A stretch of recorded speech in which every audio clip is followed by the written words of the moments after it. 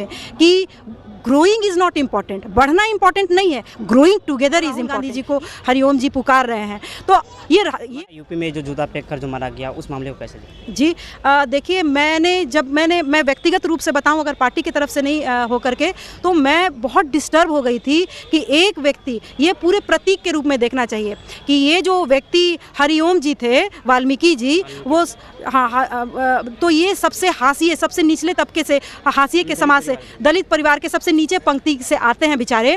और क्या सिस्टम है ये, हमारे देश का न्याय व्यवस्था दिखाता है कि किस तरीके से वहाँ जो दबंग हैं वो क्या करें कि ये बाबा की नगरी है, ये बाबा का यहाँ सिस्टम चलता है और तुम लोग गांधीवादी हो। और ये जो है, ये एक उम्मीद को राहुल गांधी जी को हरिओम जी पुकार रहे हैं। तो ये दम तक राहुल गांधी करते हैं। जी राहुल गांधी, मैं देख रही हूँ उसको एक प्रतीक के रूप में कि राहुल गांधी जी एक उम्मीद है। आप समझिए, दलित, शोषित, पिछड़े और गरीब, चाहे वो किसी भी कास्ट का गरीब हो। तो मैं कह रही हूँ कि हरिओम जी सिर्फ नहीं मरे हैं, अगर हम भी मरे हैं, अगर हम में संवेदना नहीं आई, अगर हम विचलित नहीं हुए, अगर हमारी बुद्धि विचलित नहीं हुई, अगर हम में संवेदना नहीं आई, हमें दुख नहीं हुआ, हरिओम जी में हम खुद को नहीं देख पाते हैं, हमें दुख नहीं लगता है, हमें गुस्सा नहीं आता है, तो हम भी तो मर ही गए कहीं ना कहीं। हरिओम जी का शरीर मरा, लेकिन हमारा भी ज़मीर मरा, हमारी आत्मा मरी, हमारी बुद्धि मरी, हम भी मरे हैं। हम सोच रहे हैं हम जिंदा हैं। अगर आप दूसरे के दुख से विचलित नहीं होते हैं तो कैसी इंसानियत है,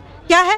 लेकिन सरकार फिर भी चुप बैठी है, क्यों, ऐसा क्यों होता है? देखिए, सरकार जो है, इसीलिए मैं कहती हूँ कि जो हम सब बोलते हैं कि भाजपा भगाओ और देश बचाओ, क्योंकि भाजपा जो है उसको सिर्फ और सिर्फ वोट की राजनीति से ही मतलब है, इसीलिए ये खतरनाक है।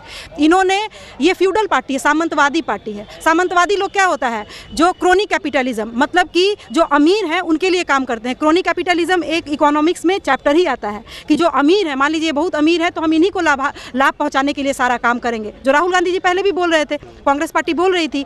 तो इन्होंने ऐसा निकल करके आया ना कि 1 रुपया में हजारों एकड़ जमीन दिया, तो बात तो सही निकली। आपसे कौड़ी के मोल से किसान से जमीन लेंगे और इनको देंगे भाव में, करोड़ के भाव से। तो इस तरीके से, और ये जो है गरीबों के, दलितों के, शोषित के, वंचित के सरकार नहीं है, क्योंकि इनका, आप समझिए, इनकी विचारधारा ही ये नहीं है, ये आइडियोलॉजी नहीं है। अगर आपका जो घर है, मेरा घर है, उसमें भी तो कोई रूल रेगुलेशन से ही घर चलता है ना। अगर हम उस रूल रेगुलेशन को मानते ही नहीं है, ये मानते ही नहीं संविधान को, आप समझ रहे हैं? तो जब ये संविधान को नहीं मानते हैं तो ये क्यों उसके अनुसार चलेंगे? तो जिस चीज़ को ये मानते नहीं मानते हैं, ये मनुस्मृति को मानते थे। जब मैं भी छोटी थी तो मुझे लगता था ये कहने की बात है, ये कहने की बात नहीं है। अच्छा, ये एक्चुअल में मनुस्मृति को मानते हैं। और इसीलिए जब ये महिलाएं खुश 10,000 लेकर के नहीं होंगी, ये महिलाओं के लिए अच्छी सरकार नहीं है। क्यों नहीं है? क्योंकि ये लोकतंत्र में विश्वास नहीं करती है। जो सरकार लोकतंत्र में विश्वास नहीं करेगी वो बराबरी में भी विश्वास नहीं करेगी। तो इसीलिए ये महिलाओं की बराबरी में भी विश्वास नहीं कर सकते हैं। दूसरी बात है कि आरएसएस में देखिए, जिनके थ्रू ये चलते हैं, आरएसएस में आपने किसी महिला को देखा है भागीदारी? तो ये क्या सूचक है कि ये महिलाओं को, ये सामंतवादी टाइप के लोग हैं, पितृसत्ता में विश्वास करते हैं। पितृसत्ता में जहाँ पर पुरुष प्रधान हो, तो ये क्या महिलाओं को 10,000 रुपया देने से क्या हो जाएगा? ये विश्वास ही नहीं करते उनकी बराबरी में। आप समझ रहे हैं? आप क्यों नहीं है इनके आरएसएस में एक भी महिला? मैं तो ये पूछ रही हूँ ना, ये तो बिल्कुल तर्क से मैं बात पूछ रही हूँ। ये सामंतवादी लोग हैं, ये पहुँचाएंगे बड़े लोगों के लिए हैं। बड़े लोग बड़े खुश रहते हैं, जिनको पैसा है, पावर है, ये लोग बड़े खुश रहते हैं इनसे।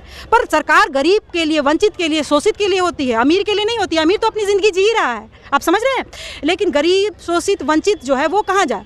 वो क्या भोकाली मचाएगा कि हमको फलाना से जान पहचान, हमको चिलाना से जान पहचान है, हम उसके भतीजा हैं और हम उसके ये है, माँ है? ऐसा नहीं है ना। तो सरकार दलित, गरीब, वंचित, शोषित के लिए होती है। इसलिए जो लोग पहले से ही वेल ऑफ है, पैसे वाले हैं या बहुत अपर क्लास से आ रहे हैं, उनको नाराज़ नहीं होना चाहिए। सरकार आपके लिए नहीं है, ठीक है? सरकार जहाँ आपको ज़रूरत पड़ेगी वहाँ, ऐसा नहीं है कि वहाँ आप मुश्किल में पड़ेंगे तो आपके लिए नहीं है। लेकिन हाशिए पे जो लोग पड़े हैं, जो पीछे पड़ गए, उनके लिए सरकार होती है। अच्छा, बिहार में लगता है जो कि इस बार परिवर्तन होगा? परिवर्तन होगा। मैं ये कह रही हूँ कि परिवर्तन की आंधी चल पड़ी है। ये पहले भी परिवर्तन हुआ है, पर ये वोट चोरी से इन्होंने अपनी सरकार बनाई है।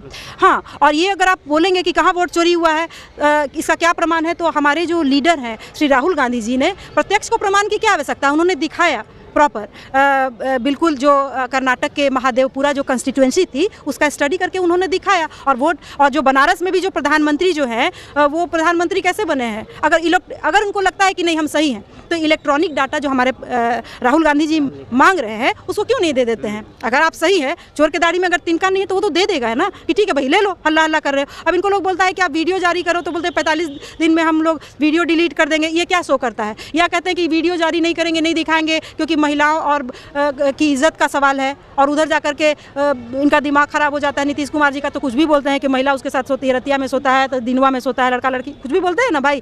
तो इस तरीके का है कि ये लोग जो है ना, कोई भी इतनी पार्टी कभी भी इंडिया में खराब नहीं रही है, आप इतना समझ लीजिए। मैं एक शिक्षाविद हूँ, मुझे महसूस हुआ तभी तो मैं निकल करके आ रही हूँ, मैं आप लोगों से बात कर रही हूँ। मुझे देश के लिए, समाज के लिए, लोगों के लिए चिंता हुई, अपने लिए नहीं। मुझे कोई ऐसी खास दिक्कत थोड़ी है, मुझे पर्सनली क्या, मैं जिस घर से आ रही हूँ मेरा काम तो चल ही जाता है, लेकिन अपने लिए जीना क्या जीना है? आप अच्छे से इसको एडिट करिएगा और चलाइएगा। अपने लिए जीना क्या जीना है? आप जब दूसरे का दुख सुख नहीं महसूस करते हैं तो भाड़ में जाए आपकी पढ़ाई लिखाई।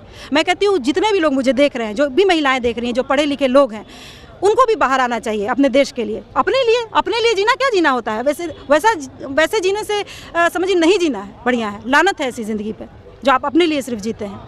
तो बनना चाहिए जी, एक दूसरे को सहारा, बिल्कुल एक दूसरे का सहारा बनना चाहिए, एक दूसरे की ताकत बननी चाहिए। और एक कहावत है अंग्रेजी में कि ग्रोइंग इज़ नॉट इम्पॉर्टेंट, बढ़ना इम्पॉर्टेंट नहीं है, ग्रोइंग टुगेदर इज़ इम्पॉर्टेंट, एक साथ बढ़ना इम्पॉर्टेंट है। अगर मैं अकेले बहुत मेरा चमक जाता है चेहरा कि वाह शैली विनोद जी बहुत काबिल है, ये है वो है, और लेकिन पार्टी का बढ़िया नहीं हो पाता है, तो क्या मुझे उसमें खुशी होगी? या हम लोग मिल करके एक साथ बढ़िएगा। एक साथ बढ़ने में बहुत मज़ा है। जिसने इसका मज़ा चख लिया वो कभी भी अकेले बढ़ने की बात नहीं करता है, नहीं करता है वो। चलिए, तमाम मुद्दे पर हम बात किए हैं और आपका क्या विचार बनता है, अपनी विचार जो है अपनी कमेंट बॉक्स के माध्यम से अपनी प्रतिक्रिया जरूर दीजिएगा। चलिए, धन्यवाद।